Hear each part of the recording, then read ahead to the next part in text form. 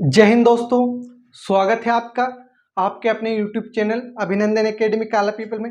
जी हाँ दोस्तों, साइंस की मैराथन क्लास चल रही है जिसमें हम डेली साइंस के 20 क्वेश्चन पढ़ते हैं।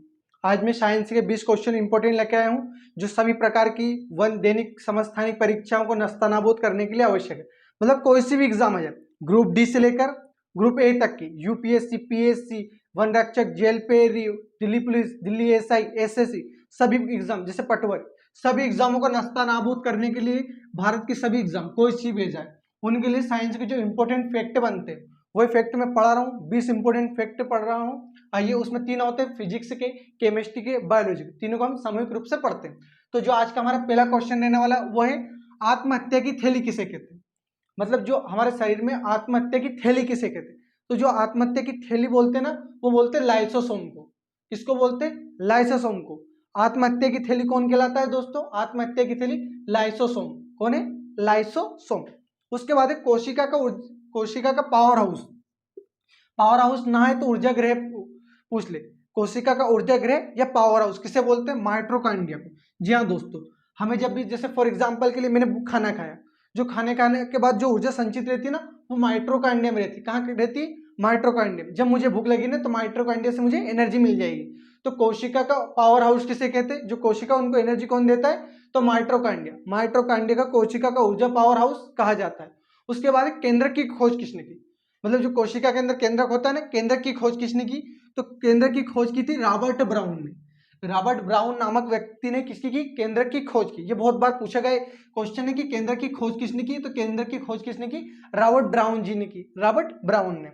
उसके बाद महत्वपूर्ण क्वेश्चन, क्रोमोसोम गुणसूत्र बना होता है। जो हमारा क्रोमोसोम गुणसूत्र बना होता है ये किसका बना होता है?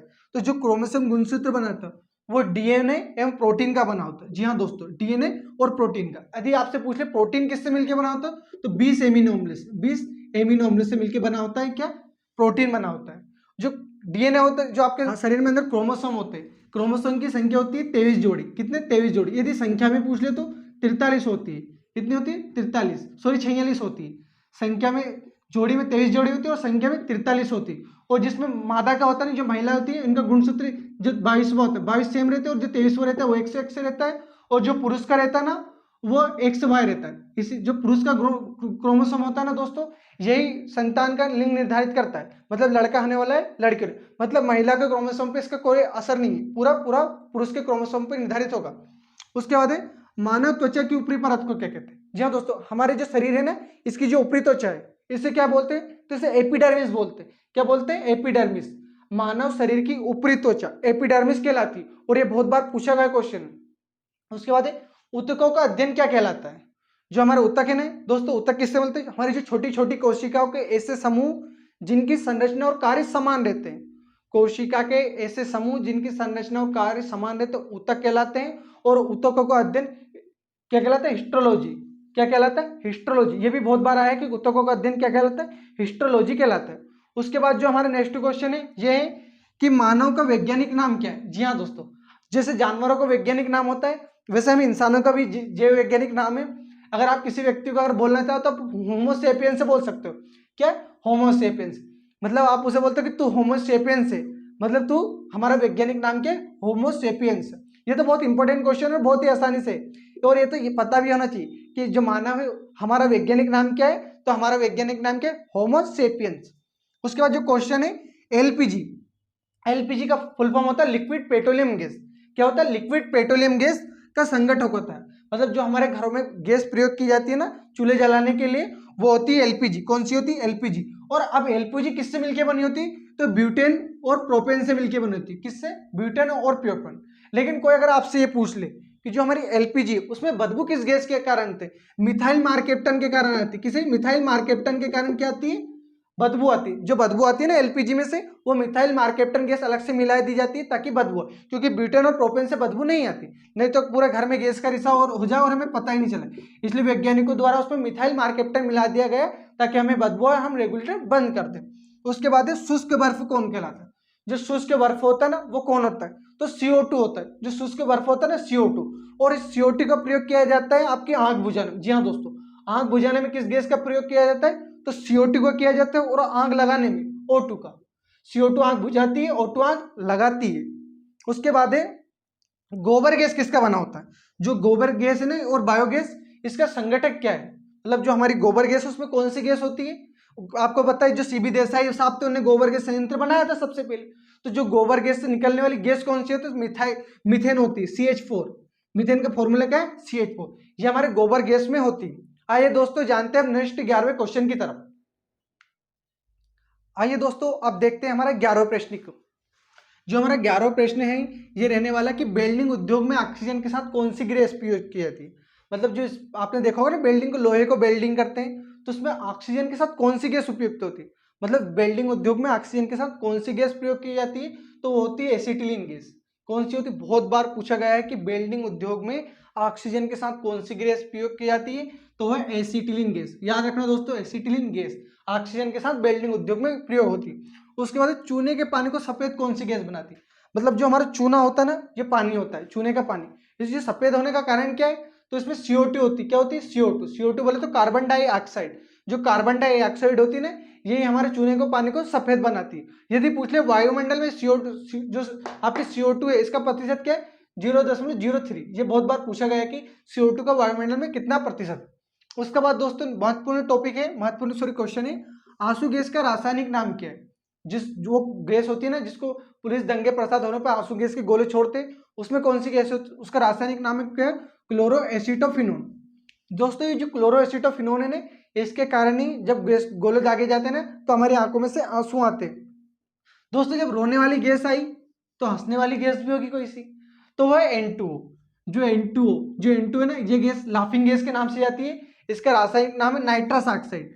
क्या है? Nitrous oxide. जो नाइट्रस ऑक्साइड होती है ना, नाइट्रस ऑक्साइड, ये हंसने वाली गैस है। अगर कोई इसे एक बार सूंघ लेना तो जब तक इसका प्रभाव खत्म ना हो ना, तब तक व्यक्ति हंसता ही रहेगा। मतलब रोने वाली गैस कौन सी? क्लोरोएसिटोफिनोन। हंसने वाली है N2O, नाइट्रस ऑक्साइड। मतलब इससे व्यक्ति आंसू आते बंद नहीं होंगे जब तक इसका प्रभाव खत्म ना हो, और इससे व्यक्ति हंसता बंद नहीं होगा जब तक इसका प्रभाव खत्म ना हो। उसके बाद जल का शुद्ध रूप क्या है? मतलब कौन सा पानी सबसे शुद्ध होता है, जिसका पीएच मान 7 होता है? शुद्ध जल का पीएच मान कितना है? 7 होता है। यह उदासीन होता है शुद्ध जल, मतलब इसमें करंट नहीं लगता शुद्ध जल में। तो शुद्ध जल का रूप क्या है? वर्षा का। जी हाँ दोस्तों, जो वर्षा का पानी पड़ता है ना, वो शुद्ध जल होता है। लेकिन आजकल क्या हुआ, जो अम्ल वर्षा हो रही है, ये शुद्ध नहीं बचा है। अम्ल वर्षा ने उसका पीएच मान बढ़ा दिया है। अम्ल वर्षा का पानी शुद्ध नहीं होता, लेकिन जो पहले वर्षा का पानी गिरता था ना, वो शुद्ध होता था, और वर्षा का पानी सबसे शुद्ध है और इसका पीएच मान होता है 7। शुद्ध जल का पीएच मान कितना होता है? 7। और ये क्या होता है? उदासीन होता है। उसके बाद बल का एसआई मात्रक क्या है? जो हमारा बल होता है ना, उसका एसआई मात्रक है न्यूटन, क्योंकि न्यूटन के प्रथम नियम से बल की परिभाषा मिलती है। तो बल का एसआई मात्रक न्यूटन। लेकिन अगर आपसे यह पूछ ले कि सीजीएस में क्या है, जो सीजीएस पद्धति होती है ना, उसमें बल का एसआई मात्रक क्या है? तो उसमें है डायन। जी हाँ दोस्तों, डायन से याद रखना आप कि बल का एसआई मात्रक क्या है? डायन है या डाइन। उसके बाद नेक्स्ट क्वेश्चन है, एक बार किसके बराबर? जी हाँ दोस्तों, बहुत ही इंपॉर्टेंट क्वेश्चन है कि एक बार बराबर कितना होता है? एक बार बराबर होता है 10 की घात 5 पास्कल। एक बार बराबर कितना होता है? 10 की घात 5 पास्कल। उसके बाद एक न्यूटन बराबर कितना होता है? तो एक न्यूटन बराबर होता है 10 की घात 5 डाइन। जी हाँ दोस्तों, याद रखना। और डाइन किसका है? सीजीएस में। और न्यूटन क्या है? एसआई मात्रक बल का। याद रखना दोस्तों, बल की परिभाषा न्यूटन के प्रथम नियम से मिलती है, लेकिन जो बल का जो गति के नियमों के समीकरण है ना, वो मिलती है अपनो न्यूटन के